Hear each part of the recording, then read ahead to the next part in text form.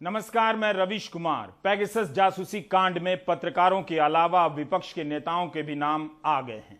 The wire ने रविवार के बाद आज एक और रिपोर्ट छापी जिसमें इसकी पुष्टि की गई है कि जासूसी के लिए 300 फोन नंबरों की एक संभावित सूची बनाई गई थी, जिसमें राहुल गांधी के भी 2 नंबर शामिल हैं। इस सूची में राहुल से जुड़े 9 और नंबर डाले गए थे, लेकिन राहुल ने नंबर बदल लिया। राहुल ने वायर से कहा है कि उनके व्हाट्सएप पर अतीत में संदिग्ध मैसेज आए हैं। जासूसी के लिए ऐसा ही किया जाता है। राहुल ने वायर से यह भी कहा कि यदि आपकी जानकारी सही है तो इस स्तर की निगरानी व्यक्तियों की गोपनीयता पर हमले से आगे की बात है। यह हमारे देश की लोकतांत्रिक नींव पर हमला है। इसकी गहन जांच होनी चाहिए और जिम्मेदार लोगों की पहचान कर उन्हें सजा दी जाए। राहुल गांधी के अलावा उनके सहयोगी अलंकार सवाई, सचिन राव का भी नाम इस सूची में है। राहुल गांधी के 7 गैर राजनीतिक दोस्तों के भी नाम हैं। राहुल गांधी जी के स्टाफ की जासूसी करवाकर अब 5 लोगों के उनके स्टाफ के भी नाम सामने आए। तो आप कौन से उग्रवादी से लड़ रहे थे? क्योंकि ये पेगासस का सॉफ्टवेयर तो केवल आपको बेचा गया, सरकार को बेचा गया और आपने खरीदा। ये हुआ है और ये हो रहा है। इस देश में, संकटग्रस्त आर्थिक हालात वाले देश में, विपक्ष और पत्रकारिता की निगरानी करने की यह खबर भयानक है। वायर की रिपोर्ट यह भी बताती है कि जासूसी के लिए संभावित लोगों की सूची में पूर्व चुनाव आयुक्त अशोक लवासा का भी नाम है।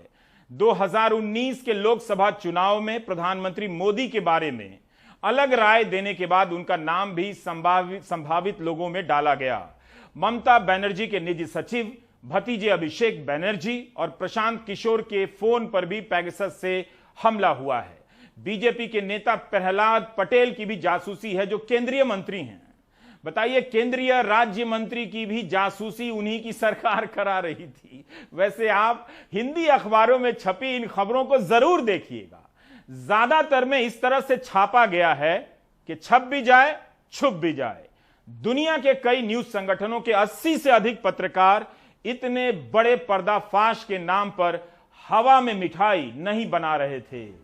पेरिस में बिना मुनाफे की पत्रकारिता करने वाली संस्था फॉरबिडन स्टोरीज और एमनेस्टी इंटरनेशनल को 50,000 से अधिक फोन नंबरों की सूची मिली है, जिनकी निगरानी की गई और की जाने वाली थी। इनमें से 1000 के आसपास फोन नंबर की ही जांच की जा सकी है। एमनेस्टी ने अपने फोरेंसिक लैब में इन नंबरों की जांच की और दुनिया के 15 समाचार संगठनों से साझा किया। समाचार संगठनों ने अपने स्तर पर भी तमाम सूचियों का परीक्षण किया है। फॉरबिडन स्टोरी ने लिखा है कि 50,000 की सूची से पता ही नहीं चलता कि किसने नंबर डाले हैं और ना ही पता चलता कि कितने फोन को असल में निशाना बनाया गया। इस सूची में Bharat, Azerbaijan, Bahrain, Kazakhstan, Mexico, Morocco, Rwanda, Saudi Arab और संयुक्त अरब अमीरात के लोगों के फोन नंबर हैं। भारत में द वायर ने इस पर खोजी काम किया है, तो अमेरिका में the Washington post, PBS frontline, Britain में द गार्डियन, फ्रांस के लामोद, रेडियो फ्रांस, जर्मनी के एक बड़े अखबार ज़्यूडॉयशे साइटुंग और डी ज़ाइट में छपा है। बेल्जियम के लेस्वा और नैक और इजराइल के आरेज में भी खबर छपी है। लेबनान, हंगरी, मेक्सिको के अखबारों में खबर छपी है। भारत में द वायर पेगासस प्रोजेक्ट में शामिल है। कई अखबारों ने भारत में इस खबर को आधा अधूरा ही छापा है। Do you get my point? Hindi अखबारों और भारतीय अखबारों में इस खबर के ना छपने से क्या होता है, या आधे अधूरे तरीके से छापने से क्या होता है? यह खबर दुनिया के अखबारों में जिस तरह से छपी है, उससे भारत की छवि बेहतर नहीं होती है। आप नहीं कह सकते कि 10 देशों के अखबार और 80 से अधिक पत्रकार मिलकर भारत को बदनाम कर रहे हैं, क्योंकि यह पर्दाफाश केवल भारत की सरकार के बारे में नहीं है, 50 देशों के फोन नंबरों के बारे में है। कुछ ही दिन पहले अमेरिका के ही आर्सेनल लैब की रिपोर्ट छपी, जिसे कई हिंदी अखबारों और न्यूज चैनलों ने मिलकर भारत की जनता तक नहीं पहुंचने दिया। आर्सेनल ने फोरेंसिक जांच के बाद बताया कि भीमा कोरेगांव केस के आरोपी रोना Wilson, Surendra girdling, Anand Teltumbde, stand स्वामी के कंप्यूटर को हैक किया गया, उसमें फर्जी दस्तावेज डाले गए और फिर इन सभी को भारत के खिलाफ साजिश करने, प्रधानमंत्री की हत्या की साजिश के आरोप में गिरफ्तार कर जेलों में सड़ा दिया गया। स्टैन स्वामी की तो मौत हो गई। दुनिया भर में छपी पेगासस जासूसी कांड की खबरों में इन लोगों का भी नाम है और कहा गया है कि इनमें से कई लोगों के फोन की जासूसी की गई। यह कोई दांत चियारने वाली खबर नहीं है। ऐसी खबर है कि हलक सूख जानी चाहिए। यह कहानी चोर दरवाजे से लोकतंत्र को रौंद कर मिट्टी में मिला देने की है। अगर आपने अभी नहीं सुनी और हिंदी प्रदेश के गांव गांव में नहीं सुनाई तो 20 साल बाद बैक डेट में भी कुछ सुनने सुनाने लायक नहीं बचेंगे। मेरी यह बात लिखकर अपने पर्स में रख लीजिए। 2018 में गांधी जयंती के दिन ही वॉशिंगटन पोस्ट के पत्रकार जमाल खशोगी की हत्या कर दी जाती है, इस्तांबुल में सऊदी अरब के दूतावास के भीतर। जमाल के फोन को इसी पेगासस के सॉफ्टवेयर की मदद से ट्रैक किया गया। पेगासस की कंपनी ने हमेशा इससे इनकार किया है, जबकि खशोगी, उनकी पत्नी और मंगेतर तीनों के फोन पर पेगासस से हमला हुआ। मंगेतर ने भी इस रिपोर्ट को लेकर आज ट्वीट किया है।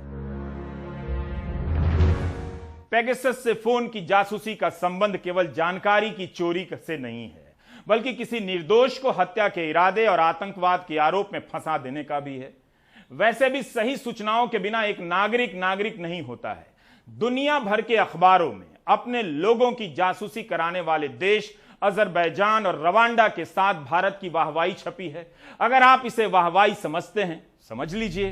पेगासस जासूसी सॉफ्टवेयर बनाने वाली कंपनी एनएसओ ने कहा है कि वह अपना सॉफ्टवेयर केवल सरकारों को बेचती है ताकि आतंकवादी गतिविधियों पर नजर रखी जा सके। अगर इस सॉफ्टवेयर का गलत इस्तेमाल हुआ है तो चिंता की बात है। वॉशिंगटन पोस्ट में एनएसओ के अधिकारी का बयान है कि कंपनी सारे आरोपों की जांच कर रही है। अगर बात सही निकली तो उस देश के साथ अपना करार रद्द करेगी। एनएसओ यह नहीं बताती है कि उसने अपना सॉफ्टवेयर किस देश को बेचा, कितने में बेचा। दिल्ली के खास हलके में रविवार काफी लंबा बीता। इस खबर के आने की आशंका में एक रविवार में एक पूरा सोमवार भी बीत गया। सरकार समझ गई कि पूरी दुनिया में सोमवार की सुबह भारत की क्या छवि पेश करने वाली है। इसलिए खबरों के छपते ही रविवार 9 बजे रात के बाद एक बयान आ गया सरकार का। अगर आप जॉर्ज ऑरवेल की 1984 का हिंदी अनुवाद इन दिनों नहीं पढ़ रहे हैं और प्राइम टाइम देख ही रहे हैं तो सोचिए, जिस संख्या में वायर के पत्रकारों के फोन की जासूसी हुई है, उससे तो बेहतर होता कि वायर के दफ्तर में सीधे जासूस ही तैनात कर दिए जाते। बस उनकी कॉफी का खर्चा सिद्धार्थ वरदराजन को नहीं देना पड़ता। सभी के नाम नहीं बता सकते, लेकिन इसकी सूची में द वायर के सिद्धार्थ वरदराजन, एम.के. वेणु, वायर की हीरोहिणी सिंह, जासूसी के समय वायर के लिए काम कर रही स्वाति चतुर्वेदी, वायर में कॉलम लिखने वाले वरिष्ठ पत्रकार प्रेम शंकर झा, ईपीडब्ल्यू के पूर्व संपादक परंजय गुहा ठाकुरता, टीवी 18 की पूर्व एंकर और दी ट्रिब्यून की diplomatic reporter Smita Sharma, Indian express के तब के deputy editor Sushant Singh, Ritika Chopra, the Hindu की विजेता सिंह, द पायनियर के के.जे. गोपी कृष्णन, पूर्व राष्ट्रीय सुरक्षा रिपोर्टर साइकत दत्ता, आउटलुक के पूर्व पत्रकार एसएनएम अब्दी और पूर्व DNA reporter Iftikhar Gilani, Hindustan Times के प्रशांत झा और शिशिर गुप्ता के नाम भी हैं। पूर्व लोकसभा सांसद वरिष्ठ पत्रकार संतोष भारतीय का भी नाम है। पूर्वोत्तर के फ्रंटियर टीवी की प्रधान संपादक मनोरंजना गुप्ता, बिहार के संजय श्याम, पंजाब के जसपाल सिंह हिरन के भी नाम हैं। हिरन लुधियाना के पंजाबी दैनिक रोजाना पहरेदार के प्रधान संपादक हैं। झारखंड के रामगढ़ के रूपेश कुमार सिंह स्वतंत्र पत्रकार है और उनसे जुड़े 3 फोन नंबर लीक हुए डेटा में मिले हैं। सरकार का एक ही लक्ष्य है, अपनी गंभीर विफलताओं को नॉर्मल बनाकर खारिज करना। Rising fuel prices are new normal, बेरोजगारी new normal, falling economy new normal, पत्रकारों पे मुकदमे न्यू नॉर्मल, और अब ऐसी सिचुएशन आ गई कि इन्वेजन ऑफ प्रिवेसी भी न्यू नॉर्मल बनाया जा रहा है। बेसिकली सरकार ये दिखाना चाहती है कि उसकी जितनी भी विफलताएं हैं वो बहुत ही सामान्य है, या इसके पीछे एक इंटरनेशनल कंस्पिरेसी, फॉरेन हैंड या विपक्ष की साजिश है। ये जो हैकिंग हुई है ये सिर्फ मेरे अकेले की बात नहीं, पर वो हर एक पत्रकार और एक्टिविस्ट की सुरक्षा की बात है। It also concerns the safety of our sources, जो बहुत बार हमारे सूत्र अपनी जान और नौकरी दोनों दावे पर रखकर हमें ऐसी खबर देते हैं जिसके बारे में हम घोटालों पे लिख सके। ये इनकी सेफ्टी का भी इशू है। निजता की जब बात होती है तो it doesn't concern only journalists या पॉलिटिशियंस या उद्योगपति। ये भारत के हर एक नागरिक का मौलिक अधिकार है और ये अधिकार हमें भारत का संविधान देता है। और जब उस संविधान के संरक्षक ही उस संविधान की धज्जियां उड़ाने लगते हैं तो जायज सी बात है कि इस पे चिंता होगी। सरकार को ये क्लैरिफाई करना चाहिए कि पेगासस का सॉफ्टवेयर इजराइल से खरीदा उन्होंने कि नहीं। अभी तक कोई क्लैरिटी नहीं आई है। There is no clear yes और नो कि हमने खरीदा है या हमने नहीं खरीदा है। और अगर खरीदा है और सरकार ने हैकिंग करी तो क्यों करी, इस पे भी सरकार को एक्सप्लेन करना चाहिए। हम सबकी हैकिंग क्यों करी? None of us are terrorist, हम जर्नलिस्ट हैं या एक्टिविस्ट हैं या ऑपोजिशन पॉलिटिशियंस, क्यों करी उनकी हैकिंग? और अगर नहीं करी तो किसने करी? क्योंकि it becomes an issue of national security that somebody is hacking into the phones of prominent people in your country. तो इस पे भी एक इंक्वायरी होनी चाहिए। एंड अगर सरकार इस पे इंक्वायरी नहीं करती है और इसको नॉर्मल बना के डिसमिस करने की कोशिश करती है, then I hope the courts take suo motu cognizance और शुड इंस्टीट्यूट एन इंक्वायरी। मेरा फोन पेगासस स्पाईवेयर की लिस्ट में मध्य 2018 से करीब आया और तब से लेकर जब अभी मेरा फोन इसी महीने चेक किया गया फॉरेंसिक के द्वारा, तो भी उसमें पेगासस के द्वारा एंट्री के एविडेंस पाया गया। और मेरा जो 2018 से लेकर अभी तक जिस तरह की पत्रकारिता मैंने की, जिस तरह की स्टोरीज मैंने की, वो मैं जब याद करता हूं तो इस तरह से हैं। 2018 में 3 बड़ी स्टोरीज थी जिनके लिए मुझे रामनाथ गोयनका अवार्ड भी मिला। उसमें एक तो रफाल की स्टोरी थी, रफाल हवाई जहाज की खरीद फरोख्त से जुड़ी कहानी थी। उसी से जुड़ी हुई कहानी थी जो कि सुप्रीम कोर्ट में उस वक्त चल रहा था। सुप्रीम कोर्ट में ऊंचे तौर पर कौन लोग सुप्रीम कोर्ट में लाए जा रहे थे कॉलेजियम के बीच में, उस पर बहुत सारी रिपोर्ट्स मैंने इंडियन एक्सप्रेस के लिए उस वक्त की। उसी दौरान सीबीआई में एक बड़ा मसला खड़ा हुआ था जिसमें कि आलोक वर्मा जो कि उस वक्त डायरेक्टर थे और जो उनके स्पेशल डायरेक्टर थे, उन दोनों को हटाया गया और प्रधानमंत्री ने एक इंटरिम डायरेक्टर बनाया और फिर उन्होंने रिपोर्ट करके एक और डायरेक्टर बनाने की कोशिश की। ये 3 बड़ी कहानियां थी जो कि सीधे सीधे सरकार के बारे में थी, सरकार से रिलेटेड थी, जो 2018 में मैंने की। 2019 में पुलवामा में टेरर स्ट्राइक और उसके बाद बालाकोट में एयर स्ट्राइक, ये 2 बड़ी कहानियां 2019 के शुरुआत में हुई और उसके बाद में येल में पढ़ाने के लिए चला गया। 2020 में जैसा कि सबको पता है जो अभी तक चल रहा है, लद्दाख में चीनी सेना भारतीय जमीन पर आई और उस पर कब्जा करके बैठी और इस बारे में बहुत सारी जानकारियां, बहुत सारी रिपोर्ट्स मैंने उस वक्त इंडियन एक्सप्रेस में की। इंडियन एक्सप्रेस को छोड़ने के पश्चात मैंने विदेशी मैगजीन्स में, जर्नल्स में और भारतीय पोर्टल्स पर और भारतीय अखबारों में और मैगजीन्स में कई इस तरह की कहानियां लिखी जो कि सरकार से सवाल पूछती हैं। सबसे बड़ी समझने वाली बात यह है कि इस तरह के सॉफ्टवेयर से, इस तरह के स्पाईवेयर से एक तरफ तो जो मेरे सोर्सेज हैं, जिन लोगों ने मुझे खबरें दी, जिन लोगों ने मुझे ब्रीफ किया, उनको खतरा होता है, पर उससे ज़्यादा खतरा जो जर्नलिस्ट के बीच में, पत्रकारों के बीच में जिस तरह भय फैलता है, उससे जो असर भारतीय लोकतंत्र पे पड़ेगा और जो भारतीय लोकतंत्र को और कमज़ोर करता है, वह सबसे खतरे की बात है। भारत में यह खबर सबसे पहले 31 अक्टूबर 2019 के दिन दस्तक देती है जब इंडियन एक्सप्रेस की सीमा चिश्ती की रिपोर्ट छपी। सीमा अब वहां से इस्तीफा दे चुकी हैं। हुआ यूं था कि व्हाट्सएप कंपनी ने अमेरिका के शहर कैलिफोर्निया में इजराइल की कंपनी एनएसओ पर मुकदमा किया कि इसने अमेरिका और कैलिफोर्निया के कानून को तोड़ा है, क्योंकि व्हाट्सएप अपने ग्राहकों को गारंटी देता है कि उनके फोन को कोई रिकॉर्ड नहीं कर सकता है। तब व्हाट्सएप ने उन सभी उपभोक्ताओं को खुद से बताया कि आपका फोन हैक हुआ है। सीमा चिश्ती ने भारत सरकार के गृह सचिव और टेलीकॉम सचिव से तब जवाब मांगा था, कोई जवाब नहीं मिला। खबर छपने के बाद भारत के पूर्व दूरसंचार मंत्री रविशंकर प्रसाद ने कहा था कि सरकार ने व्हाट्सएप से जवाब मांगा है। 1 नवंबर 2019 को पहली स्टोरी पेगासस और भारत के संदर्भ में मैंने की थी इंडियन एक्सप्रेस के लिए, और उसमें व्हाट्सएप ने बिल्कुल स्पष्ट रूप से इस बात की पुष्टि की थी कि उसको जानकारी है कि दुनिया भर में 1400 एक्टिविस्ट, वकील और पत्रकारों पर पेगासस द्वारा सर्वेलेंस या जासूसी हो रही है, जिसमें से 121 लोग जो हैं वो भारतीय हैं। और उसने ये जानकारी भारत सरकार को दे दी थी। उसने एक पत्र के माध्यम से मई में उनको सूचित किया था और सितंबर 2019 में भारत सरकार की तरफ से कोई बयान नहीं आया। कई दिनों तक उनसे कोई किस तरह की कोई टिप्पणी नहीं आई। और कुल मिलाकर उसके बाद जब भारत सरकार ने इस बात पर चर्चा की, बात की, रविशंकर प्रसाद जी ने एक बयान दिया और फिर पार्लियामेंट में वो बोले, तो उन्होंने कभी इस बात से इनकार नहीं किया कि पेगासस से किसी तरह के संबंध हैं भारत सरकार के।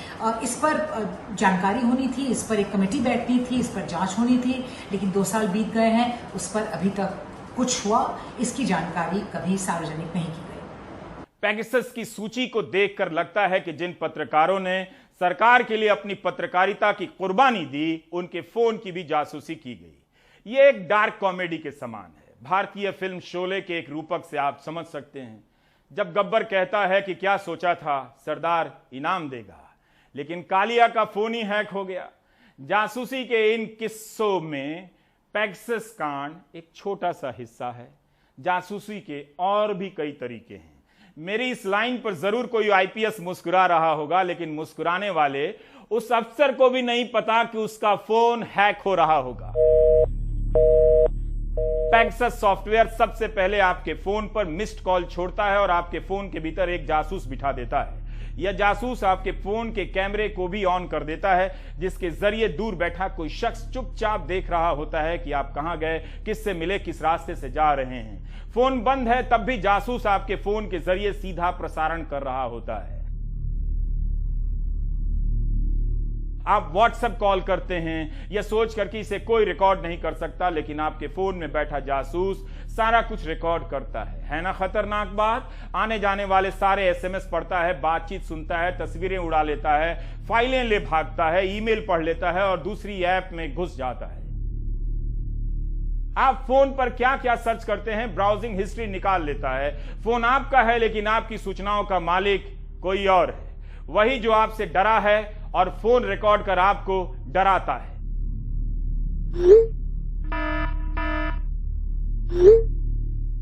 सोचिए, आपके साथ जहां जहां फोन है, हर निजी क्षण का वीडियो कोई और देख रहा है।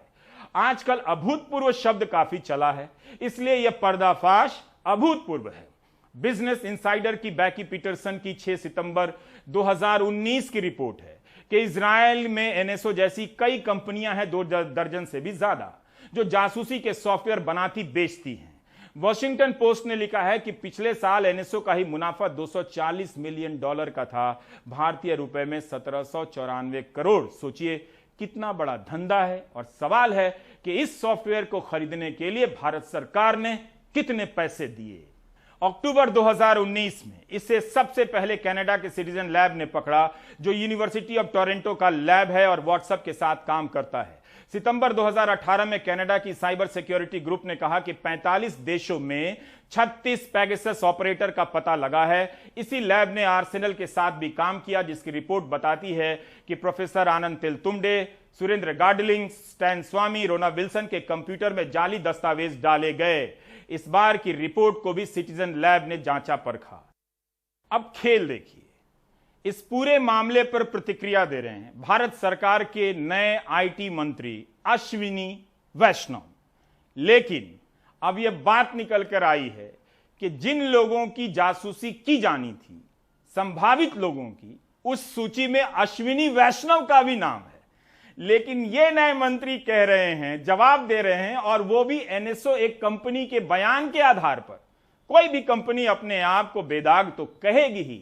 एक लाइन में ही मंत्री जी बता देते कि भारत सरकार ने पेगासस से सॉफ्टवेयर खरीदा है या नहीं। A highly sensational story was published by a web portal yesterday night. Many over-the-top allegations have been made around this story. Honorable Speaker, sir, the press reports have appeared a day before the monsoon session of the Parliament. This cannot be a coincidence, Honorable Speaker, sir. I highlight, sir, NSO has also said that the list of countries shown using Pegasus is incorrect. And many countries mentioned are not even our clients. It is evident, Honorable Chairman, sir, Speaker, sir, that NSO has also clearly rubbished the claims in the report. The publisher of the report states that it cannot say if the numbers in the published list were under surveillance. Second, the company whose technology was allegedly used has denied these claims outrightly, and the time-tested procedures of our country are well established to ensure that unauthorized surveillance cannot occur.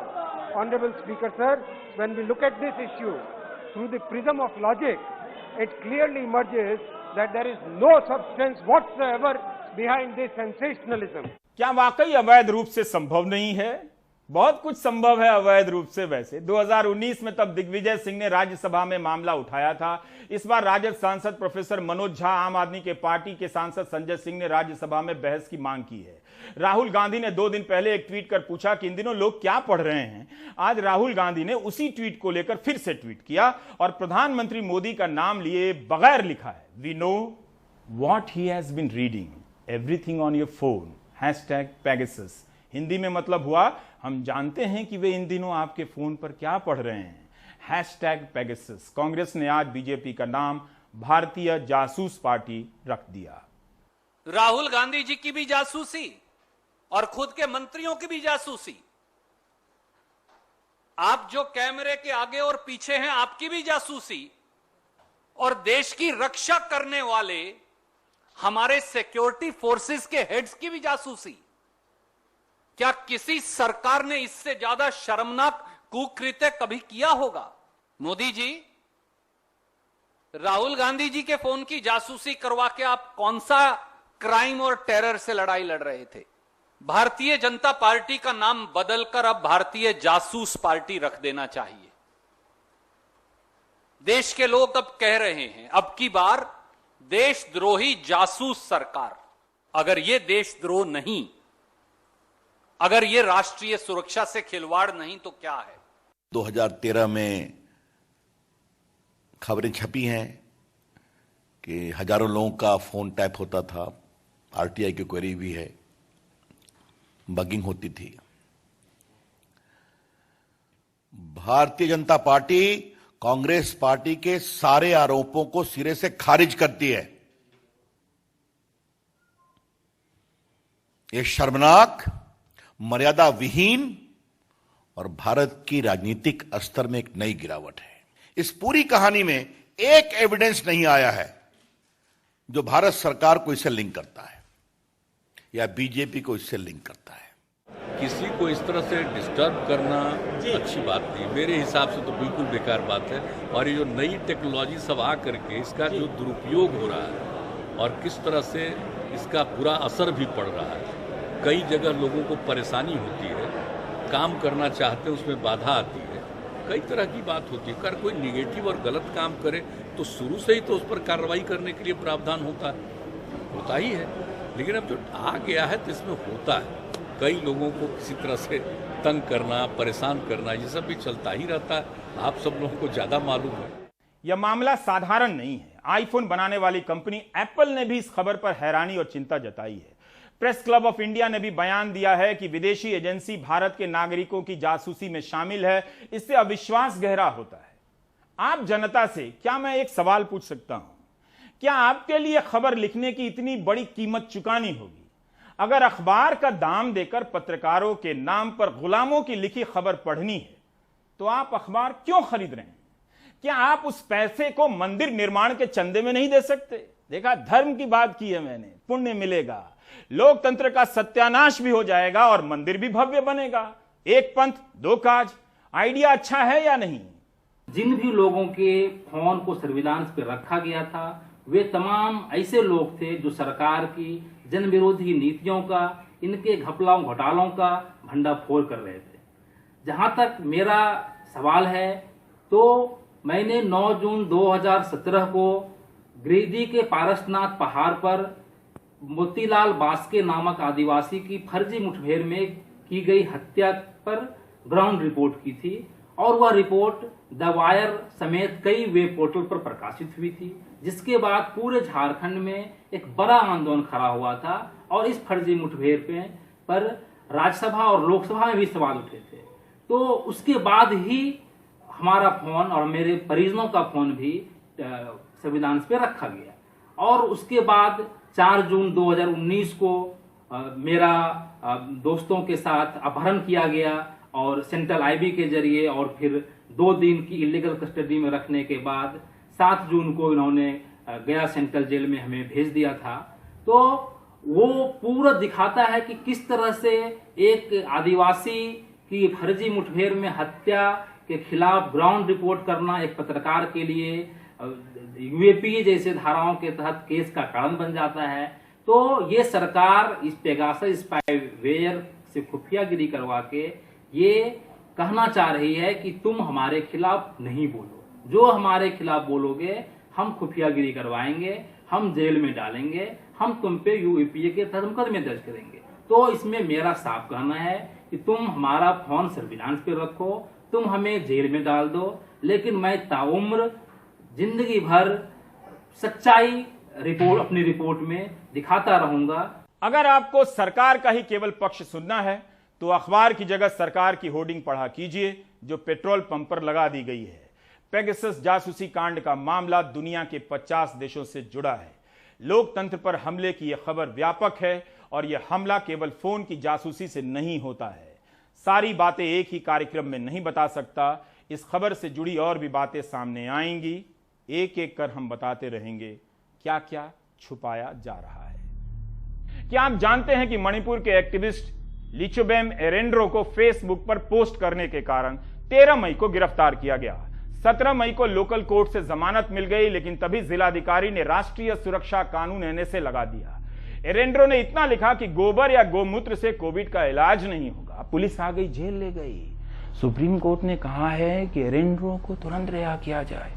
आप नागरिक कुछ मत बोलिए, चुप रहिएगा, केवल WhatsApp में जो वो भेज रहे हैं वही फॉरवर्ड करते रहिए। लोकतंत्र का क्या है, खत्म हो जाए तो होने दीजिए, पहले खुद को जेल जाने से बचाइए, डरे रहिए, मरे रहिए। इस तरह से आपकी चुप्पी और आपका डर उस लोकतंत्र को सत्यानाश के करीब ले जाएगी जिसके लिए लोगों ने अपने जान की कुर्बानी दी।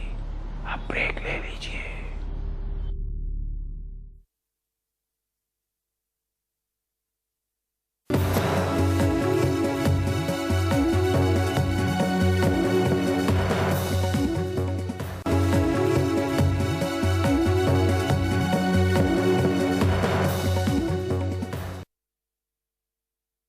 महाराष्ट्र दूसरी लहर के प्रकोप से पूरी तरह उबरने की कोशिश कर रहा है, लेकिन यहां का एक जिला ऐसा है जिसका बड़ा केस लोड नीचे खींच रहा है। यह जिला है कोल्हापुर। लेकिन अब राज्य का रोजाना 25% केस लोड और 18% मौतें रिपोर्ट कर रहा है। जिले में वैक्सीन की दोनों डोज ले चुके 1368 लोग और 5745 सिंगल डोज वाले लोग कोविड पॉजिटिव हुए हैं। अप्रैल में जब महाराष्ट्र दूसरी लहर के चरम पर था तब यहां के कोल्हापुर नाम के जिले में रोजाना 100 मामले भी नहीं आते थे। जिले में महज 758 एक्टिव मरीज थे, लेकिन जुलाई में महाराष्ट्र के कुल मामलों का लगभग 18% हिस्सा यहां देखने को मिल रहा है। बीते 2 दिनों में ही जिले में एक्टिव मामलों में 17% की बढ़ोतरी हुई है। राज्य की मृत्यु दर 2% है तो कोल्हापुर की 2.8%। वैक्सीन लेने के बाद भी कोरोना हो सकता है, फिर भी कोरोना वैक्सीन लेने के बाद जो कोरोना होता है उसमें मॉर्टेलिटी बहुत ही कम होती है। हमने देखा सेकंड डोज लेने के बाद एक भी डेथ आज तक ये नहीं हुआ है। डेथ होने का जो कारण है तो उसमें लोग ज़्यादा से ज़्यादा लोग हॉस्पिटल घर में ही कुछ तो दवा का लेते हैं और दवाखाने में देर से पहुंचते हैं और दवाखाने पहुंचते तक उनमें HRCT का स्कोर भी बढ़ जाता है और डिसीज की मॉर्बिडिटी भी बढ़ जाती है। बनारस में टीकाकरण की रफ्तार धीमी हो गई है। जिस रफ्तार से हो रही है उससे यही लगता है कि सभी बनारस वासियों को टीका लगने में 4 से 5 महीने का वक्त ना लग जाए, क्योंकि वैक्सीन की आमद कम हो गई है। जहां पहले 150 के आसपास कोविड के बूथ चला करते थे, वहां अभी 40 बूथ ही चल रहे हैं। अजय सिंह ने बताया कि बनारस के पुराने मोहल्ले के घनी आबादी में बने इस बिरला चैरिटेबल हॉस्पिटल में हर दिन तकरीबन 250 से 300 लोगों को टीके लग रहे थे, लेकिन बीते 10 दिनों से टीके की आमद कम होने से यहां टीकाकरण बंद है। यही हाल शहर के दूसरे चैरिटेबल अस्पतालों का भी है, टीका बंद है तो सरकारी अस्पतालों में भीड़ बढ़ रही है। बनारस में लगभग 150 बूथों में टीकाकरण का काम हो रहा था, लेकिन अब 40 बूथों पर ही टीकाकरण हो रहा है। मुख्य चिकित्सा अधिकारी कहते हैं कि हमें जैसे जैसे स्टॉक मिलता है हम उसके हिसाब से सेंटरों को घटाते हैं, बढ़ाते रहते हैं। सर अभी वैक्सीनेशन की सप्लाई नहीं आ रही है, जब सप्लाई आएगी तो चालू हो जाएगा वैक्सीनेशन। क्या तारीख से बंद हुआ वैक्सीनेशन? 9 जुलाई से। क्या कहा गया है? इसका अभी सप्लाई नहीं आ रही है, इसलिए यहाँ पे हमारे सेंटर पे इसलिए बंद है। कोई ऑफिशियली जानकारी इस तरह की नहीं आई हुई कि कब से चालू किया जाएगा, किस लिए बंद किया गया है। विगत 10 दिनों से वैक्सीन की शॉर्टेज होने के कारण अस्पताल में वैक्सीन नहीं आ रही है। उसके प्रति लगभग प्रतिदिन हम लोग के 600 वैक्सीन मिलती थी, लगती थी। हम लोगों ने प्रशासन से बात भी की कि भाई जो भी वैक्सीन आपके पास है तो थोड़ी थोड़ी दें, कम से कम क्षेत्रीय जनता को लाभ मिल जाए, वरना यही जनता दूर 2 किलोमीटर दूर आपके सरकारी अस्पतालों में जाएगी और वहाँ भी भीड़ बढ़ेगी। लेकिन जो भी व्यवस्था प्रशासन की हो, हम लोगों को वैक्सीन उपलब्ध नहीं हो पा रही। एक बार स्टॉक में नहीं रखे रहते हैं, ये टीके हमको लगातार मिलते रहते हैं। जैसे अभी हमारे 20,000 टीका हमको तुरंत ईडी ऑफिस से हमको मिला, और जो भी टीके होते हैं हमको 30,000, 40,000, 20,000 मिलते हैं। उससे हम लोग अपना काम चलाते रहते हैं। जब कभी वैक्सीन की कमी होती है तो उस जगह हम लोग 70 कम लगाते हैं। तो आप देख रहे थे प्राइम टाइम। नमस्कार।